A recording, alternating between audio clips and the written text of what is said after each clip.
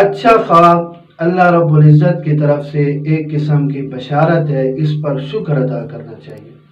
اور اگر برا خواب دیکھے تو پھر اس کے لیے شریعت ہمیں کیا سمجھاتی ہے، کیا سکھاتی ہے، ذرا توجہ کے ساتھ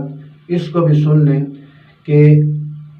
اگر ایسا عمل ہم کریں گے تو وہ برا خواب ہمارے لیے کبھی بھی نقصان دہ نہیں ہوگا، اس خواب کی وجہ سے ہمیں کبھی بھی تکلیف نہیں پہنچے گی۔ حضرت ابو سلمہ رضی اللہ تعالیٰ عنہ سے روایت ہے، صحیح مسلم میں یہ حدیث پاک موجود ہے۔ حضرت ابو سلمہ کہتے ہیں کہ میں خواب دیکھتا تھا تو میری بخار والی کیفیت ہو جاتی تھی۔ میں نے اس کا ذکر حضرت ابو قتادہ سے کیا تو حضرت ابو قتادہ رضی اللہ تعالیٰ عنہ نے کیا ارشاد فرمایا؟ وہ کہنے لگے کہ سمعت رسول اللہ صلی اللہ علیہ وسلم یقول الرؤیا من اللہ تعالی والحلم من الشیطان فإذا حلم أحدكم حلما يقرأه فلينفس عن يساره ثلاثا وليتعوذ بالله من شرها فإنها لن تضره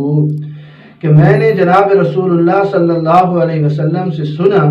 کہ جو اچھا خواب ہوتا ہے وہ اللہ رب العزت کی طرف سے ہوتا ہے، وہ بشارت، وہ مومن کے لیے ایک قسم کی خوشخبری، اس پر اسے شکر ادا کرنا چاہیے۔ والحلم من الشیطان، اور جو برا خواب ہوتا ہے، ڈرونا خواب ہوتا ہے، وہ شیطان کی طرف سے ہوتا ہے۔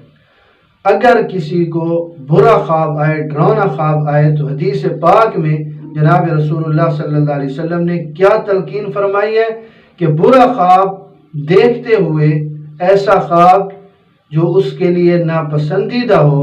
ناخوشگوار ہو، تو اسے چاہیے کہ اپنی بائیں طرف